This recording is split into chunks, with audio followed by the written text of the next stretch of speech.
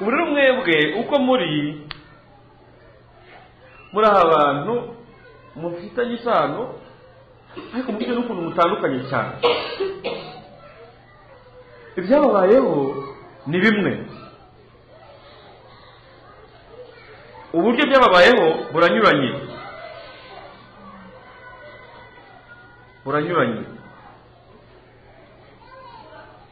Uburyo mwabyakiriye nabwo buranyuranye. Uburyo imiryango yanyu yabyakiriye nabwo buranyuranye, ndetse burahabanye vuba.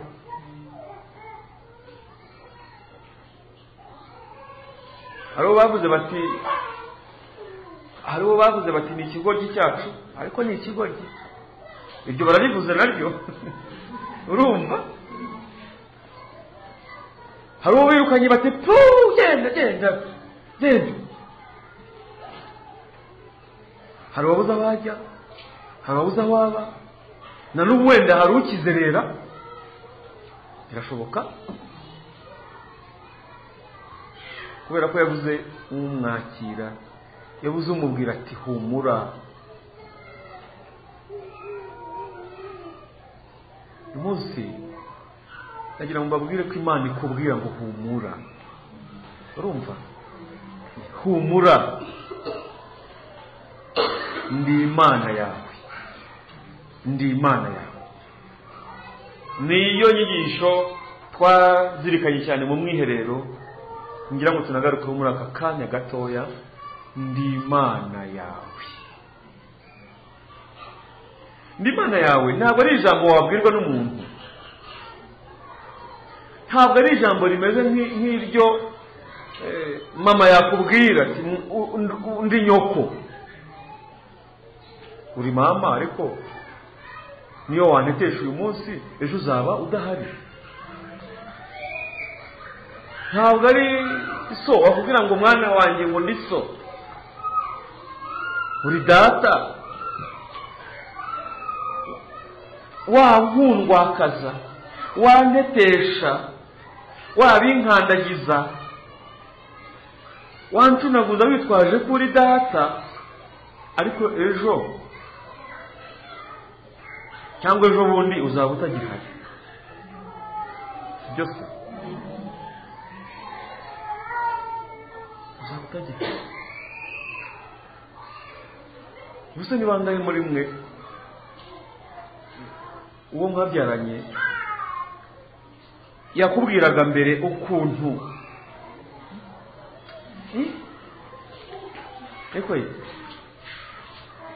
ongera wumve amagambo meza wabwiwe? Si byose?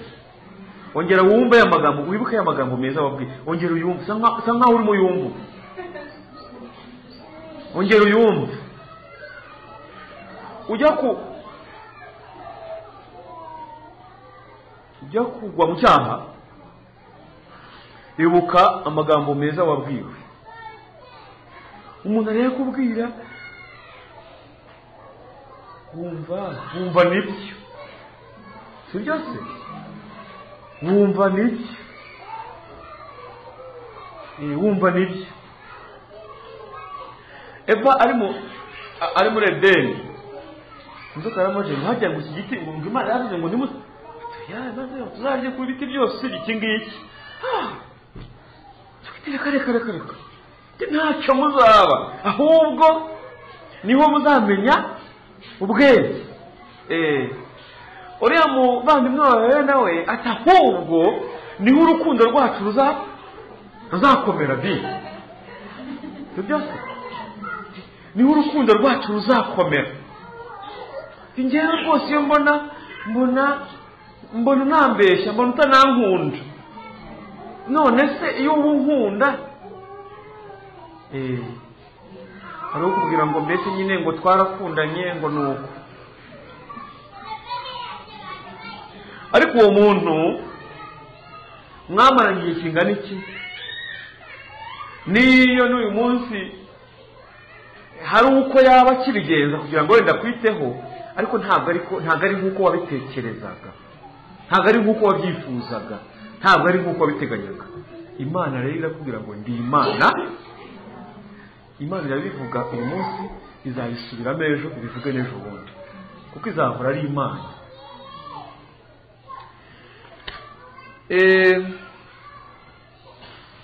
Twazirikanye ku buryo burambuye igitabo cy'umuhanuzi Izayi, umutwe wa 49, umurongo wa 14 kugera kwa 18. Njya nkunda kubabwira ngo igihe ufite rwose uko igihe bishoboka ujye uzana akantu ko kwandika, ari igihe bizagufasha. Igitabo cy'umuhanuzi Izayi, umutwe wa 49, umurongo wa 14 kugera kwa 18. Siyoni yaravugaga iti, Uhoraho yarantereranye, Nyagasani yaranyibagiwe. Mbese ye umugore yakubagirwa umwana yonsa?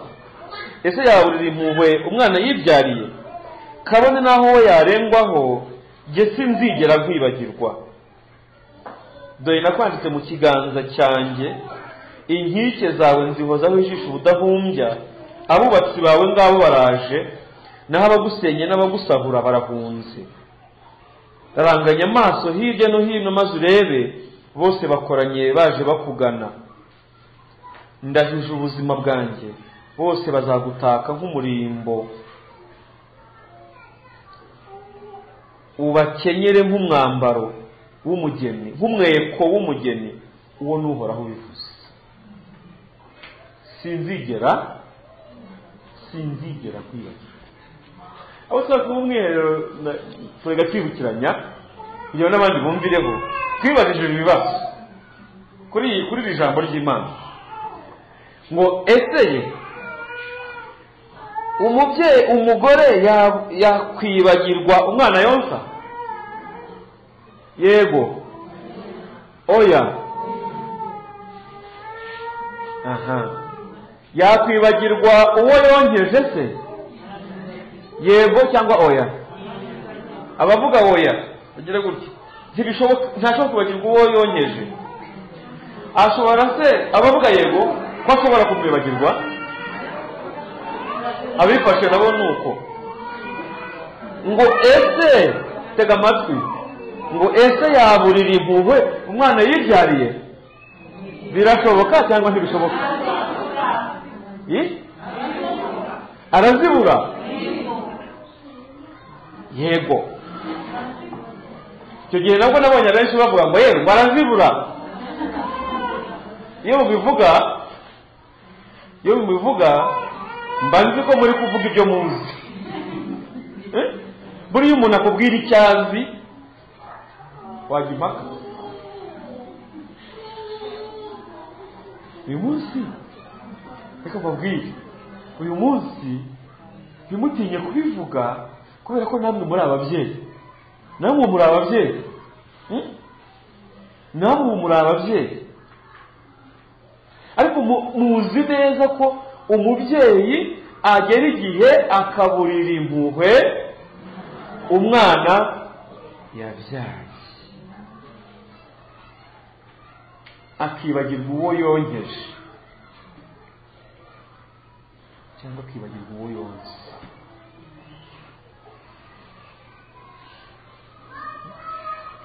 Mwe murabizi,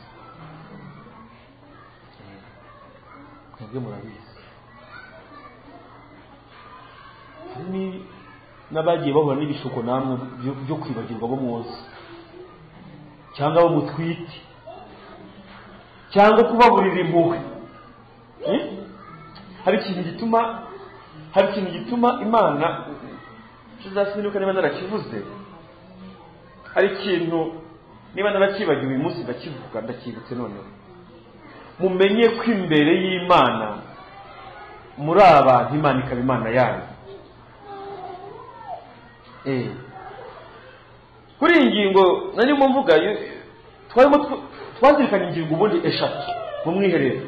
Iya mbere, kwakira urukundo rw'Imana, ari nayo mbereyeho. Iya kabiri iraza kuba kwakira impuhwe z'Imana. Iya gatatu iraza kuba gufata icyemezo n'icyerekezo cy'ubuzima bwawe duhereye ku rukundo rw'Imana. abantu benshi muri mwe mukurikije ukuntu abantu babanze, mukurikije ukuntu imiryango yabanze, ba nyoko babonyeje bakababurira impuhwe, abavandimwe muvukana wenda bakabatererana, wakubwiraga sheri ishushu bikamera nk'umuyaga wanyuze aho, ubundi ukireba ukavuga ngo ni Imana yagize ite, yaranyibagiwe, ni Imana yaranyanze. Muri wowe hakazamo sekibi, buriya sekibi iraza ikajya igukomera nayo ngo ubu uracyari umuntu,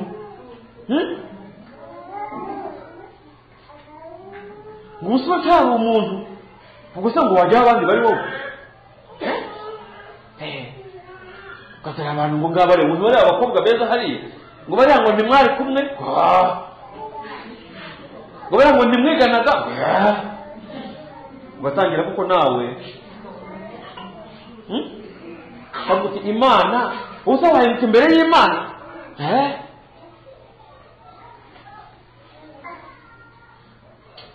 Ariko Imana irakubwira ngo kabone nubwo wa mubyeyi mama, ngo kabone nubwo we yarengwaho, jye sinshobora kukwibagirwa, sinzigera mbibagirwa habe na rimwe. Ahubwo Imana itangira gukora izindi strategy ngo irebe ukuntu yakuvana aho hantu. Murebye mu mateka yanyu, urebye mu mateka yawe, urajya ubona ijambo ry'Imana ko Imana ishobora kukwibagirwa. Reka mbakurimbutse abo twari kumwe akantu twavuze, nimurebe najya mbasubiza inyuma mwihangane, ariko ushaka gusimbuka ngo ugere kure usubire inyuma, siko bigenda. Nimusubire inyuma gatoya murebe, ujya kugwa mu cyaha,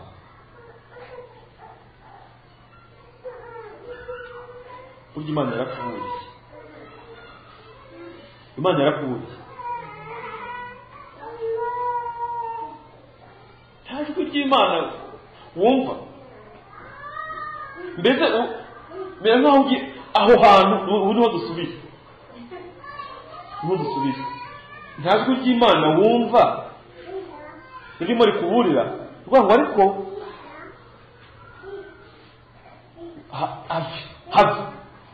have rishobora kuba ari ijwi ry'umuntu wakugiriye inama, ntabwo atari ko ngewe ndebye ibyawe n'uriya mugabo n'uriya muhungu njyewe ndabikeka, niyo amagambo yanyu agahita navuga kada gende, iryo jwi ntaryo wumva. Hari umubyeyi we yabwiye ati mwana wanjye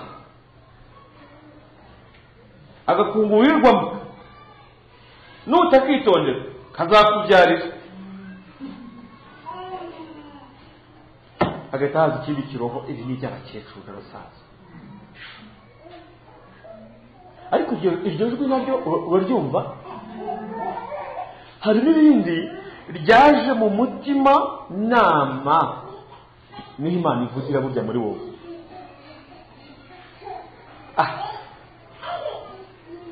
Mbese arimo ukajya ubwira nk'uriya Isaya, ariko hari hakwereka ukuntu Imana igukunda byahebuje. Imana irakureba irababara, ariko iravuga iti none se ko ari umwana wanjye nkaba ndi Imana ye.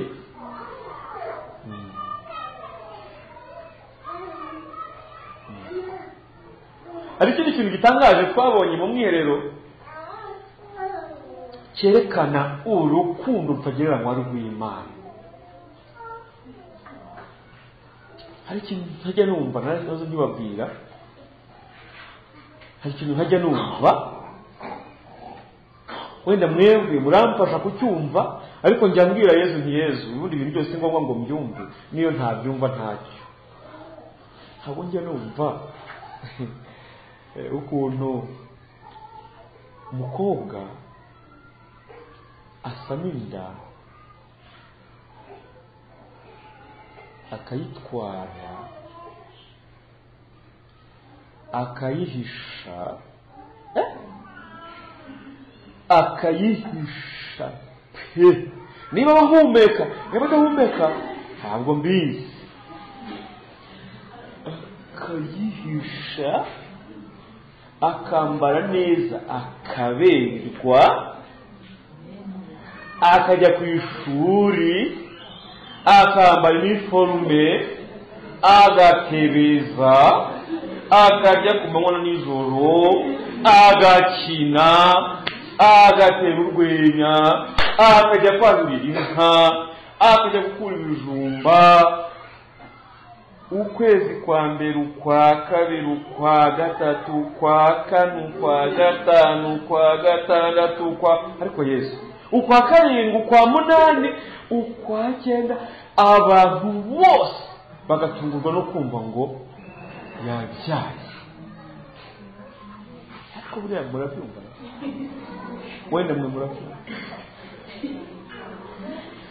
akabyara umwana muzima ushyitse udafite ikibazo na kimwe. Ariko kuki mutabona urukundo rw'Imana? Kuki mutabona urukundo rw'Imana? Nuko mukaburi igihe umaze gusama Imana yatangiye gukunda wowe no gukunda umwana uri urumva uko yiramureba niyo irimo kumurema igomba no kumurinda. Mbabaza iki mbese mushobora kumbwira mute ukuntu umuntu atanga umugambi wo gukuramo inda sibyo rwose akawunoza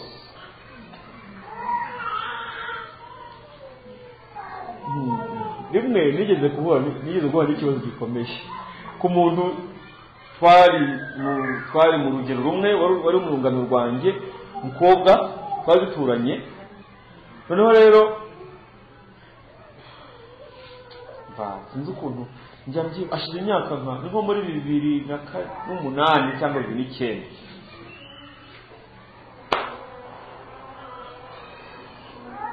umugoroba umwe nijoro gusa numva ahantu mu muhanda barimo barasakuza njya kureba ndasohoka njya kureba cyane n'abantu baturiye umuntu hagira ngo umusinzi bakuye ahantu wenda kukabari cyangwa umuntu wishwe n'inzoka ndakurikira watu hari hafi y'ivuriro bagiye kwa muganga hagiye numva ni ikintu gihirita nkumva n'imyuka nkumva ni nk'inzoga nkumva ni inzoga bari ubundi umusinzi ariko ndakurikira nyine nk'umuntu nyine utabazi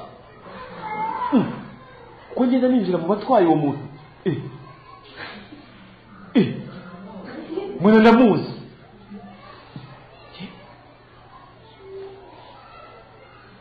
yitwaga Janvier yo twabanaga muri korali urumva twageze kwa muganga rero nuko nsanga muzi nkarushaho kugira impuhwe no kumwegera cyane. Twageze kwa muganga ubonaga yamaze guca amenyo yashyize ku bindi atakina no mu bwenge byarangiye. Naho Janvier akabamara kwiti hanyuma rero uwo munsi yapfubiranye n'umusore wamuteye umusore amaze kumutera ishoti. Rero abantu bari bahuriye ku gasoko ugomba kuba hari ubwenge bukayoba rero ahita ajya muri butike agura kiyoto arataha. Urumva we ntabwo yari afite we ntiyari gahunda gusa yo gukuramo inda, yari gahunda yo kwiyahura ngo apfe rwose. Aragenda agura imiti ibiri ikomeye. Ntabwo ujya numva nuko tuvuga urukundo rw'Imana ntuzigere wibwira ko urukundo rw'Imana warushyikira, ntabwo bibaho. Aragenda afata bira bya simikombe afata na karaga keza cyane kanoze k'imbeba karabaho imbeba. Urumva aragenda mu ibanga rye yinjira mu nzu iwabo. Mama we nawe yari umukecuru nawe ikundira agacupa isigariye ku kabari ariko afite bakuru be muhira na barumuna be agasanga bari mu turimo, bari gucyura ihene, bari guteka, afite ibanga rye mu isakoshi, ajya mu cyumba arakinga, afata imiti ye rero, ubundi aravanga, ashyira mu kantu k'agapfundikizo, aravanga, yewe injira, maze ubundi arama. Ibyo bintu iyo bigeze mu nda, ikintu bikora biratangirira bigashwanyaguza inyama zo mu nda. Uko bishwanyaguza rero biramurenga, yirukanka ashaka ahantu haba hari utuzi ngo ahorerwe, asohoka yari yakinze, akingura urugi yiruka, asohoka yirukanka avuza induru ashaka abakweza amazi, afata ijerekani y'amazi ashyira ku munwa, bibaye mu kanya gato barikubisa, bavuza induru, abantu baratabaza, ni uko byo byamugendekeye. Ubundi kuki yagize kwa muganga itarapfa mbere na mbere. Hanyuma rero abaganga nibo bashye rero bavuga bati kada uyu muntu ntacyo twamukoraho, yongera ubuzima ni ukumwohereza ku bitaro bikuru, kandi nabwo tugomba kubona ibyo bintu yakoresheje. Muzi ibyago nagize, ni ngiye babitumye rero, ni ngiye nagiye kuzanira hari nka 4:30 z'ijoro, ni ngiye babitumye kuko bavuga bati ambulance nishobora kumutwara ibyo bintu bitahaje, kuko bahita bakora dosiye icyo gihe, njya kubizana na mituweli ye, ubu njya nibuka umunuko wabyo, naje mbitwaye gutya dose uko, ariko biranga bimeneka mu ntoki, bwarakeye binanira kurya, ariko ibyo bintu gatwaye gutya bikameneka mu ntoki, gakaraba n'isabune n'icyo kumva birishiraho, bugacya nk'ibiba nananiwe kurya, umuntu akabinywa, arabinywa, ubundi ntibasazira mutwara mu masaa 5 z'ijoro. Kamabwire bwarakeye mu gitondo, nta muntu wagiye mu kazi, buri wese yabyutse ahagaze hari ategereje ko ambulance igarura umurambo. Tubona burije tubaririza Janvier ntarapfa Janvier, kuko twumva mbese mu bantu twumvaga byarangiye. Uzi ko Janvier ntacyo yabaye, uzi ko Nayanda ntacyo yabaye, Nayanda nta kintu yabaye, baramuvuye arakira, inzira akomeza irakura, igihe kiragera Janvier arabyara, kuba arabyirutse. Urukundo rw'umva, urukundo rw'Imana, kugira ngo mbabwire ko Imana yabarwanyeho buriya, Imana yabarwanyeho, mwayituka, mwayitonganya, mwayivuga nabi, mwayigira mute, Imana yabarwanyeho bavandimwe. Nicyo twabonye mu gitabo mu Kamisi mutwe wa 14 kugera kwa 15, Imana ivuga ngo nduhoraho, nduhoraho, nduhoraho, nduhoraho. Ntabwo ndi bubivuga byose ko ndakoze igihe gitoya nicyo nateganyije, abari bari mu mwiherero baraza kubabwira ko twarabivuze byinshi. Tujye ku ngingo ya 2 yitwa kwakira impuhwe z'Imana. Kwakira impuhwe z'Imana, igitabo cy'umuhanuzi Ezekiyeli mutwe wa 39 umurongo wa 25.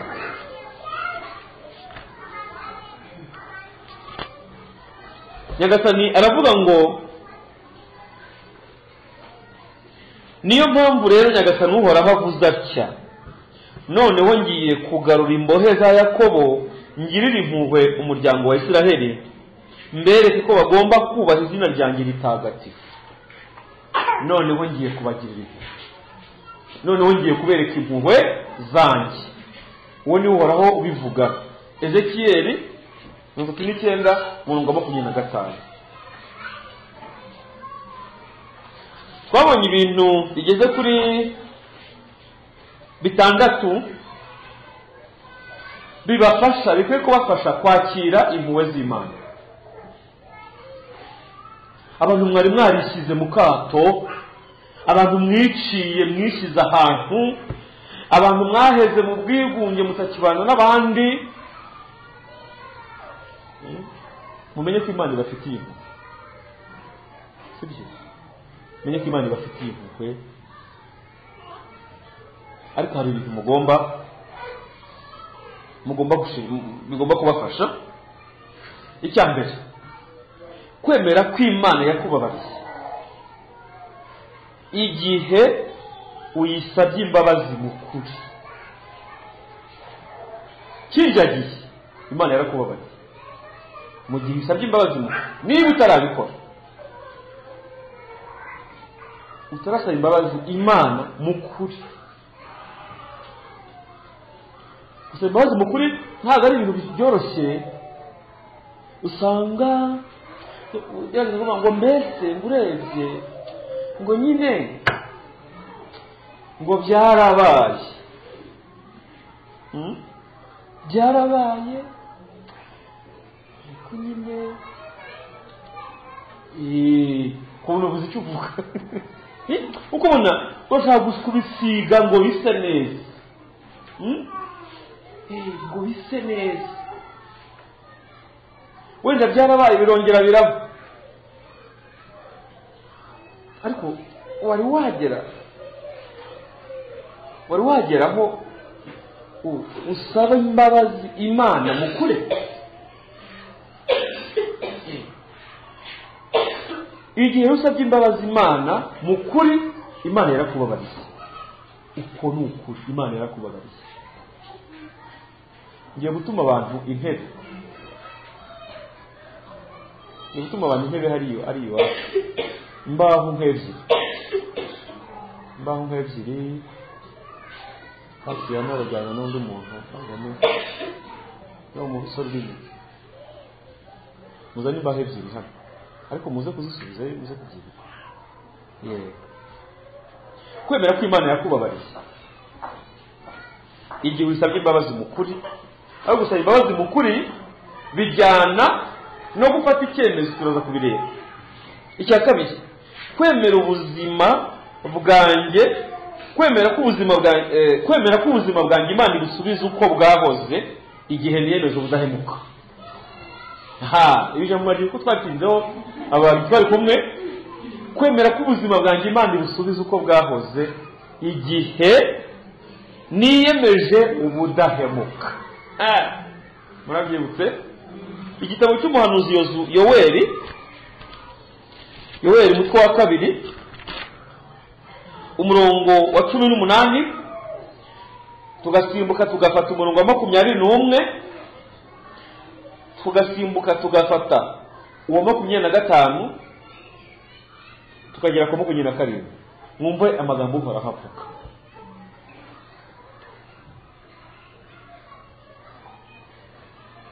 Nibwo Uhoraho agirisha igihugu cye, maze ababarira umuryango we. Uri umurongo wa 18. Uwo 21 ukavuga ngo witinya wasiwe, ishime kandi unezerwe, kuko Uhoraho agiye gukora ibintu bikomeye. Turi kumwe? Kuko Uhoraho agiye kugira ate? Umva ibikomeye Uhoraho agiye gukora. Ku murongo wa 25 kujya ku 27, nzabariha ibyariwe n'insanane muri ya myaka yose, bikaribwa n'inzige n'indahaga n'ibihore, ari byo cya gitero cyanjye nabatesha. Muzarya mwijute, muzasingize izina ry'Uhoraho Imana yanyu yabakoreye ibintu by'agatangaza. Umuryango wanjye ntuzongera kozwe isoni, gukora n'isoni bibaho. Ubwo muzamenya ko ndi rwagati muri Isiraheli, nkaba ndi Uhoraho Imana yanyu, kandi ko nta yindi ibaho. Umuryango wanjye ntuzongera gukorwa n'isoni bibaho.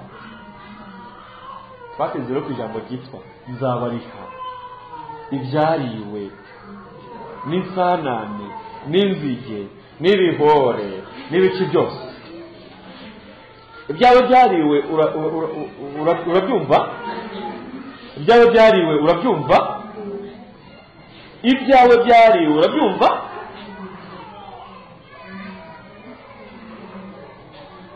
Nyagasani rero mu bubasha bwe ashobora kubikuriha. Nijye avuga ngo kuko Uhoraho agiye gukora ibintu bikomeye, ntabwo wabyumva. Ariko igihe wiyemeje ubudahemuka, Nyagasani azakuriha ibyawe. Turaza kubireba mu kindi gice gikurikiraho. Akavuga ati ubusugi bwanjye Imana yabunsubiza. Ku bantu ntibishoboka, ariko ku Mana birashoboka. Mu bihe biri imbere hari umuvandimwe uzaza kubaha ikiganiro, ndibaza ko bidahindutse bya mu kwezi gutaha. Ni umuntu ukomeye, Mana mubuza aherutse ahangaha kwigisha hano, ariko yari yabayeho ubuzima bwayo. Yavugaga no mu muryango ushoboye rwose, ariko aza kugwirirwa n'ikibazo nk'icyakugwiririye ubwo mu cyaha. Ariko buriya mujye munamenya gutandukanya ibintu. Murumva, buri cyaha wakoze ntabwo ari uko wabyaha. Urabyumva? Nanjye mujye mumenya kwihesha agaciro. Icyaha cyawe ntabwo ari uko wabyaha, kuko ikibazo ufite ntabwo ari umwana. Urabyumva? Ikibazo ufite ntabwo ari umwana. Ikibazo wagize, waguye mu cyaha cy'ubusambanyi, ubizi cyangwa utabizi, ubishaka cyangwa utabishaka, wabiteguye cyangwa utabiteguye. Impuhwe z'Imana rero, mu kibi Imana ikuramo icyiza. Imana ikuramo icyiza. Iyo ufite umwana wawe wowe unezerewe hiye, umwana wawe atarakunezeza, uracyafite ikibazo, uba ugifite ikibazo. Wagombye kwegera abantu bakagufasha. Ikindi nkunda kubabuza ni ukureba, ni ukubona mu bana banyu basi.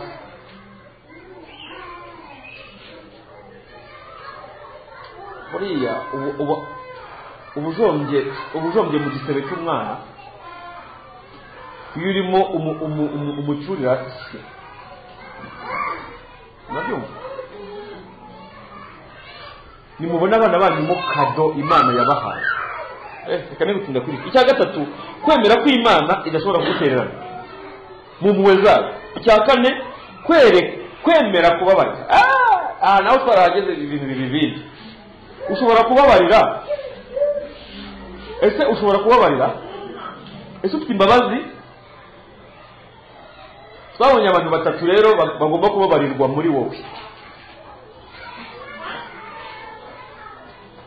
Imwe yitere hano. Ndi muyitandukanye rero hariya. Hari abantu batatu nshaka kubatuma kubabarira. Uwa mbere turi kumwe. Uwa mbere ni wowe. Hari abantu bananiwe kwibabarira bo ubwabo. Buri gihe uhora wicira urubanza. Buri gihe uhora wicira urubanza. Buri gihe cyangwa se kenshi uhora wibona nka nyirabayazana w'ibyago wagize.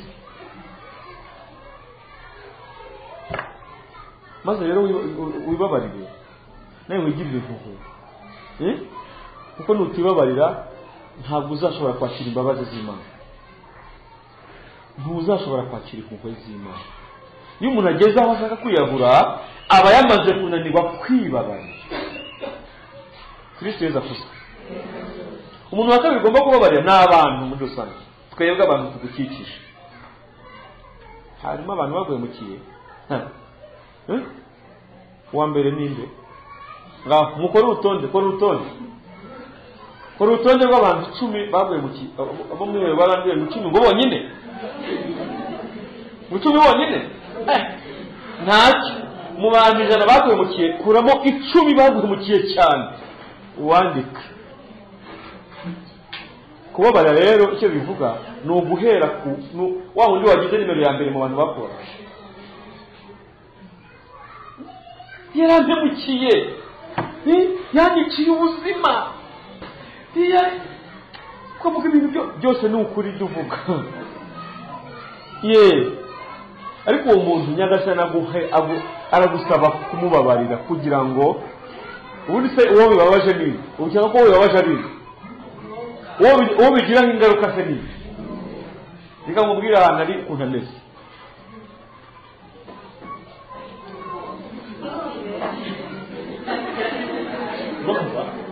aho ari ameze atya arahamagara mutuma cyangwa nguza ari ku kirahure cyemereza we cyangwa yibereye ku masomo arimo ariga arimo gushaka diplome ihanitse cyangwa se arimo arita ku muryango we abana be umugore we abavandimwe be kugira ngo ejo bazatere imbere cyangwa se arimo ariyubakira inzu nziza arayirimbisha naho wowe uyikoreye umutwaro we komeza uwo mutwaro barimo baravuga ati komeza untwaze sha n'ubundi ibyo wantwaje ni byinshi.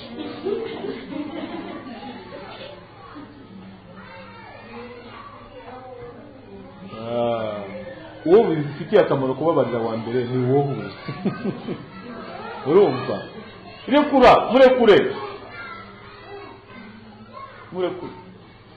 kandi imbabazi z'Imana zizakora ikintu gitangaje.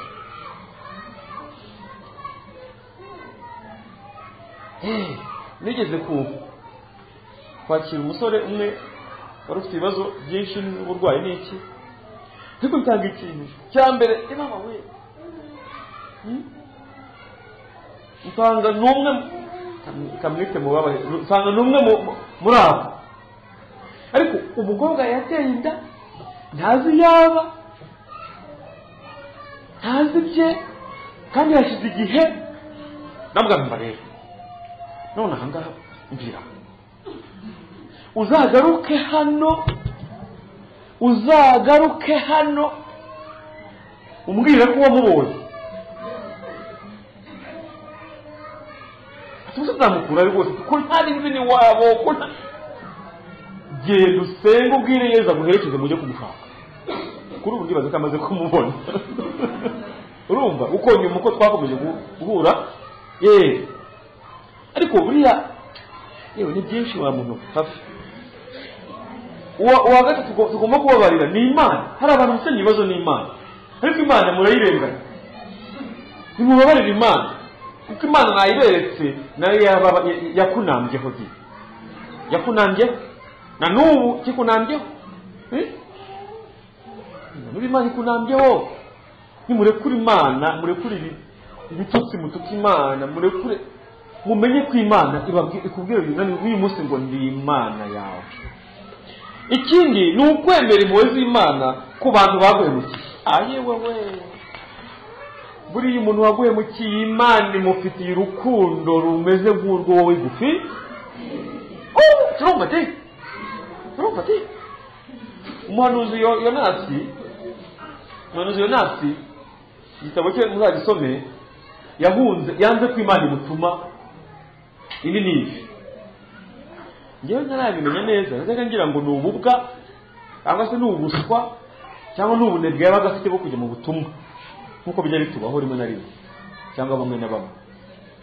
mu kintu cyatumye se Yonasi yanga kujya mu butumwa Imana imuhaye, Yonasi yangaga abantu b'inini kandi akaba azi neza impuhwe, ningenda nkababwiriza nkabahanurira bazumva, nibamara kumva bicuze nabizi uburyo Imana izabababarira.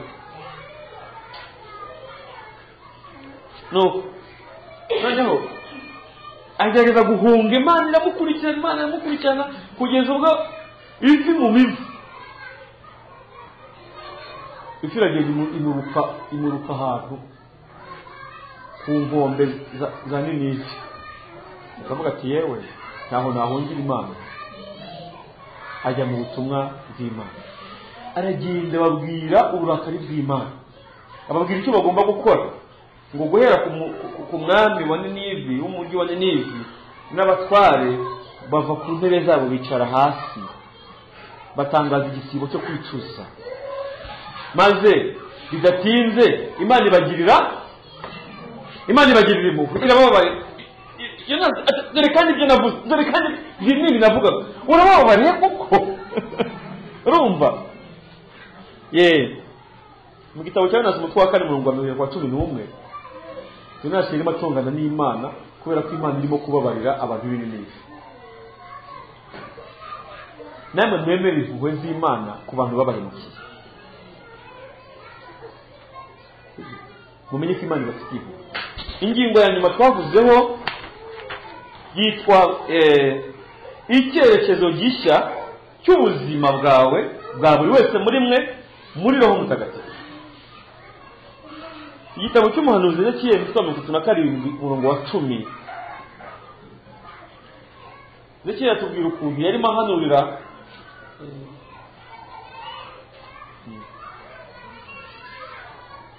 Imana yamweretse ikibaya kinini cyuzuyemo amagufa ngo yumiranye.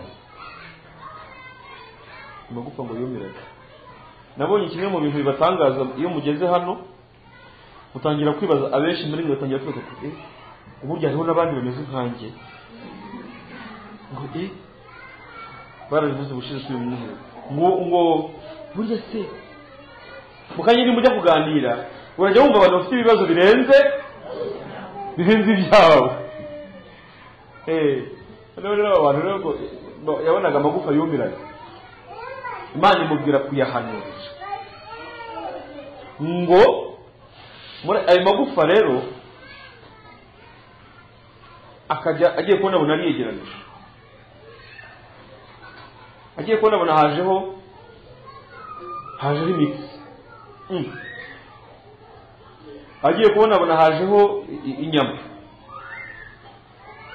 agiye kubona abona hajeho uruhu. Ibyara amagufa byibuze bibaye ibiramba, sibyo?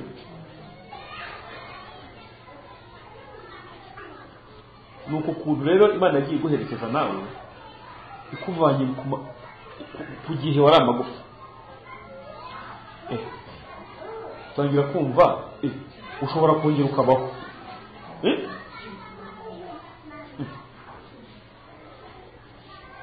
Ufata utuzi urongera ukaraba,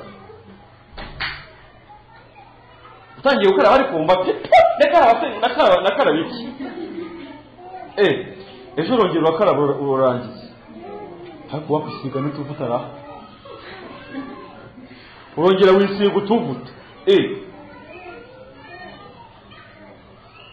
urongera wambara akenda keza, urasohoka kujya hanze, utangira kumva wavugana n'abantu. Ubwo ni kwa kundi ya magufa yegeranyije amaze kuzaho imitsi, ariko wajya gusengara, ubwo ya magufa amaze kuzaho inyama. None fata inzira ajya gusenga, urataha ejo utari kuwasubirayo ra, ubwo hamaze kuzaho n'uruhu, ni umurambo byibuze, ariko mwumva ahantu umurambo wavuye. Ubu rero harageze ngo muri iyo mirambo hazemo umwuka. Murabyumva? Muri iyo mirambo hazemo umwuka.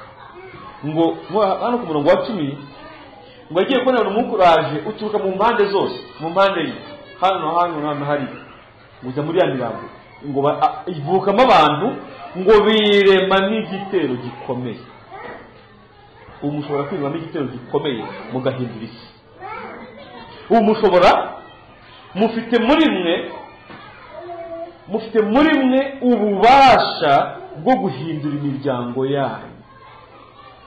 Ubu mufite muri mwe ububasha n'ingabire zo guhagarara mukabwira barumuna banyu muti umva muko,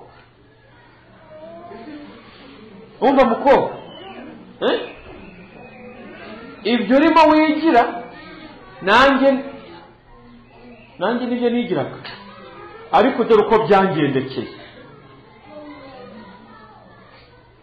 Garuka atari kwa kundi nibagenda nanjye siniyanga, ese nariyanga ngenda nawe uzabona. Icyifuzo cy'urugo rwa Mutagatifu ni iki? Kuri mwe turifuza ko muri mwe bagiye mumaze akabaje bwa mbere ntibareba, ariko nabo bamenye ko hari ifunguro rihari riteguye, dore batangiye kurya. Dukeneye muri mwe ko havukamo abantu bazafasha, bashobora gufasha abandi. Erega ingabire murazifite, erega muri abakirisitu, erega muri abana b'Imana. Urumva? Nyuma y'ibigeragezo bikomeye hari ingabire rero Mutagatifu. Nyuma yo gutsindwa no kuba kure y'Imana, Imana yo irashaka ko ugaruka mu ngabire yayo ikurimo. Twabivuzeho nabyo. Ari wowe ayindi ngabire y'Imana ninde wavuye mu wundi? Mu by'ukuri ntabwo ari ingabire y'Imana yavuye muri wowe, urabyumva? Ahubwo ni wowe wavuye mu ngabire y'Imana. Uyu munsi rero mu cyerekezo cy'ubuzima bwawe muri Roho Mutagatifu, Nyagasani agira ngo kugarure wowe, ugaruke hehe? Ugaruke mu ngabire y'Imana. Wongere ujye muri korali, ujye muri korali, wongere udutse umutwe, uhabwe amasakaramentu, sibyo? Wongere usubire ku ishuri wige. Umuntu nabwiraga mu kanya, twasabye kuza kubafasha rimwe umunsi umwe, byabaye ari ku ishuri, ataha arabyara, arababazwa nk'uko nawe wababajwe. Ubundi amaze kubyakira asubira ku ishuri, ariga, araminuza, ubu ni umunyamategeko ku rwego rwo hejuru. Igihugu cyohereza hanze kugihagararirayo. Kubera iki? Ukuvuga uko ni kwa kuri twabonye no mu gitabo cyande hamwe twabibonye ukuntu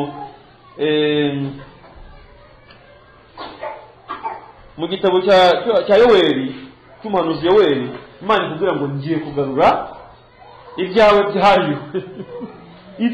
byariwe bikongera bikaribwa. Nuko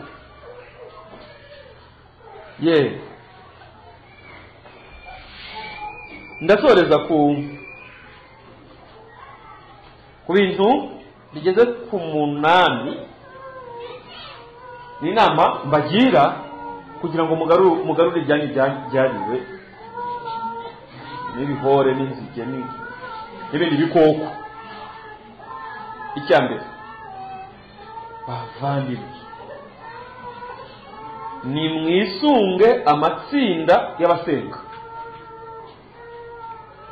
Kuba mu matsinda y'abasenga bizagufasha kubaho ubuzima busenga. Icya kabiri, kugira umujyanama wawe kuri roho. Ntabwo dukunda kukimenya kenshi, ni ikintu cy'ingenzi. Kugira umujyanama wawe kuri uri mu mubiri, roho yawe iri mu mubiri, ushobora kugira gutya ukongera cya gihu kikagaruka. Urumva? Muri mwe harababyaye inshuro zirenze imwe, si byo se? Baze kubaho ubuhamya. Umva ukuntu umuntu agwa, akabyuka, akongera akagwa, akazahara kurusha ejo bundi. Ni byiza kugira umujyanama, umuntu ugisha inama, umuntu ukingura roho yawe, umuntu ubwiza ukuri. Cya gatatu, gutinyuka kuko uhagarikiwe n'Imana. Ariko ubwo mwari mubizi, igitabo cy'umuhanuzi Sofoniya 3:18, Imana iraguhagarikiye. Wigira witinya, ngo witinya. Icya kane, guhabwa amasakaramentu kenshi. turimo turareba icyagufasha kugira ngo ubuzima bwawe bukomeze bugende neza, ugaruke mu ngabire y'Imana, cyane cyane penetensiya n'ukarisitiya. Icya gatanu, gufata icyemezo ndakuka cyo kurinda gufata icyemezo ndakuka cyo kurinda ubusugi bwawe. Aha ngaha twarahageze barashwanyuka baraseka bati nawe baca umugani ku manywa bati ubusugize buri ubusugize yewe bati Nyagasani icyo avuze aragikora. Murabyumva? Nyagasani icyo avuze aragikora. Niba avuze ngo nzagarura ibyanyu byariwe byononwe, buriya hari ubusugi bubiri mwatakaje. Ubw'umubiri bwa bundi abaganga bavuga ngo ntibugaruka, ariko ubwo nta n'icyo bunamaze cyane. Ubusugi bukomeye mwatakaje n'ubwa roho zabo. Murabyumva? Aho niho rero mbasaba mu gufata icyemezo ndakuka cyo kurinda, aho niho mugomba guhagarara muti hano nakomera mpapfa, sibyo? Icyo ni icyemezo ufata rero, ntabwo ari ibitekerezo abantu ntabwo ari ibyifuzo gusa ngo numva ngo rwose ngo ibintu ngo ntazabisubira, bana ibintu mu byifuzo, fata icyemezo. Urabyumva? Ngo nuko nyine ngo mfite ngo ikibazo ngo cy'ubukene, ubukene ngo iyo buje ngo mbura ukuntu ngo mbigenza, ngo kandi ngo mfite ngo ibigerageza. Fata icyemezo maze uzabare yuko Imana izabura kuguhagararaho. Tinyuka wemere kubaho nabi, ariko ufashe icyemezo cyo kudahemukira Imana. Ikindi ni uguhagarika uruhererekane rw'icyaha kubera kwemera. Guhagarika.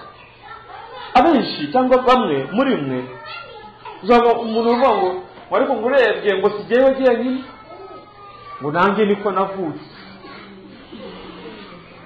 ngo na mukuru wanjye, ngo na masenge, ngo na mama wacu, ngo yewe ngo na nyogokuru, ngo nabo ngwindebye ngo babyaye batarashaka, mbese nta kibazo, sinjye wa mbere mu muryango.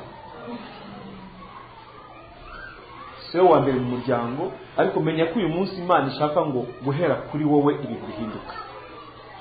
Ni wowe ubwawe ushobora gufata icyemezo ukavuga ngo wowe roho mbi y'ubusambanyi, urabyumva, iri mu mateka yanjye, iri mu muryango wanjye, hagarara. Urifuriza umwana wawe kuzabaho ubwo buzima nk'uko nawe ubayemo.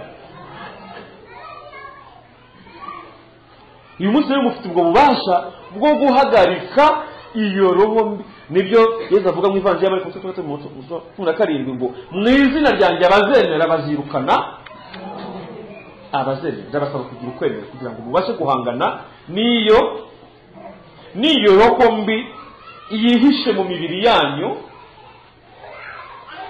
ibyutse irari, ikurura izindi roho mbi. Mwitondere iki kintu. Nanjye wa mwanya wanjye wa munini nibwo nibugeze aha. Mwitondere iki kintu kandi mwisuzume kurushaho. Mujye mwisuzuma mutihenze. Urumva? Hariho abantu bifitemo iyo roho mbi yitwa ubusambanyi.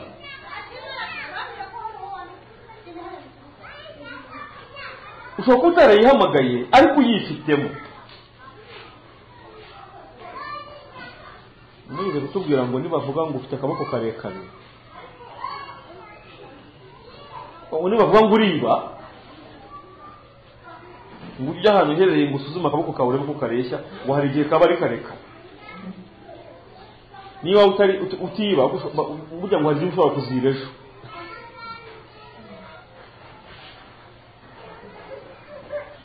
Hari abantu muri mwe bagiye bahura n'ibigeragezo cyangwa n'ubugiho nabyo, ukaba wibereye mu nzira ugenda wigendera, nta muntu uvugishije ntaki, ariko ujya ubona abantu bose, abagabo bose muhura, abagabo bose barakugenda inyuma, sibyo? Abasore barakugenda inyuma, kandi ukuvugishije wese ari aho ngaho. Ntimubizi? Burya rero hari ikintu kikuriho ushobora kuba utazi. Hari ikintu kikuriho ushobora kuba utazi. Burya hari akamenyetso kakuriho ka roho. Urabona? Burya hari akantu kakuriho k'iyo roho mbi Shitani tungira abamarayika bayo urutoki ngo ruriya muri tambo muriya ni uwacu. Urabyumva? Mu izina ryanjye bazirukana. Ni ukuvuga ko wowe ufite ububasha bwo kubwira roho mbi ngo wowe roho mbi va mu buzima bwawe. Icya karindwi, kutita ku magambo mabi isi kuvugaho cyangwa ikubwira. Yewe ubundi tubwo byararangiye cyawe. Bakubyanjye byararangiye, nta n'icyo nkiramira. Hari abandi babaho ngo ntacyo nkiramira. Ntacyo nkiramira, uzajya nicyo nirira cyangwa icyo nihera umwana, ntacyo nkiramira. Kubera ko ariko isi ivuga, ariko abantu bakubwira, ariko se kibigutumaho. Muratumva? Ibyo bintu ugomba kutabyitaho niba ushaka kugira icyerekezo cyiza, niba ushaka kugana ahantu heza. Icyanyuma ni ukurera neza umwana wawe mu izina rya Yesu, nk'aho ari Yesu urimo amurera. Murabyumva? Umenye ko abana banyu bafite ibikomere.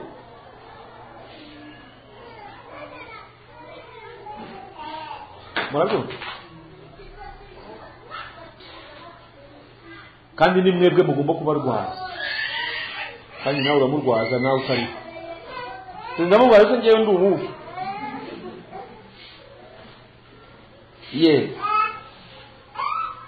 Ngicyo. Ariko mugaruke mu ngabire y'Imana. Mugaruke mu ngabire y'Imana. Ndifuza kubabona mu butumwa. Sibyo? Iwanyu mu maparuwasi. Ababikora murusheho. Urumva? Hari aho umuhanuzi avuga sinibuka ari ngo sigaho kunkina ku mubyimba mwanzi wanjye, niba naraguye nzabyuka. Urumva? Niba naraguye nzabyuka. Niba wigisha urubozo kuko uhoraho arampaguritse. Urumva? Arampaguritse. Ndifuza kubabona mu butumwa muri paruwasi zanyu. Turifuza kubabona mu butumwa mu rugo rwa Roho Mutagatifu. Turifuza kubabona. Muraba mugarutse rero mu ngabire y'Imana. Muraba kandi bizabafasha namwe.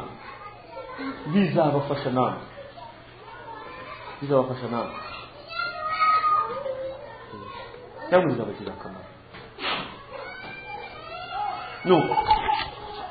Mvuze byinshi. Dore saa tanu zirageze. Ubu rero ugiye gukora iki? Abandi bagiye mu butayu.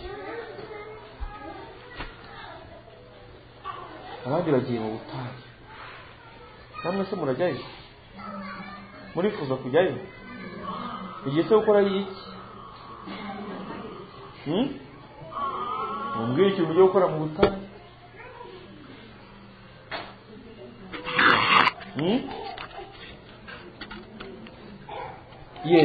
Ndagira ngo mujye mu butayu. Genda wicara ahantu rwose kuri saa tanu zuzuye. Genda wicara, tujye kumara isaha. Twe turamara isaha. Bari baramara isaha n'igice. Twe tumara isaha imwe. Sibyo? Wicara ahantu usubire mu mateka y'ubuzima bwawe urimo uvugana n'Imana. Urumva? Hari igihe dusenga ariko ugasanga hari ibintu turi kurenga hejuru, turi kwisiga amavuta meza, turimo kubeshya Imana mu by'ukuri. Ahantu wumva rwose wakosheje ugira gutyo ku Mana, Nyagasani mbabazi, sibyo? Mbabazi, ngirwe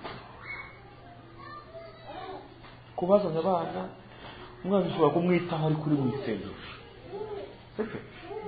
Uri mu isengesho, Nyagasani ngirwe mbabazi, wongere wibuke amateka, wongere wibuke kandi usaba Imana imbabazi rwose kuri nawe yibwira ikintu wumva wiyemeje kugira gute gukora. Nyagasani nanjye ngiye uhagarara ariko nawe, sibyo? Kandi niho Imana izabona ihera iguhagararaho. Mu Ivanjiri ya Matayo Yesu aravuga ngo naho wowe igihe ugiye gusenga ngo ujya winjira mu cyumba cyawe ugira ute ukinge. Aho rero ni hano iwawe injira mu cyumba cyawe rero niho tugiye kujya n'ubu. Rero tugiye kwinjira mu cyumba cye.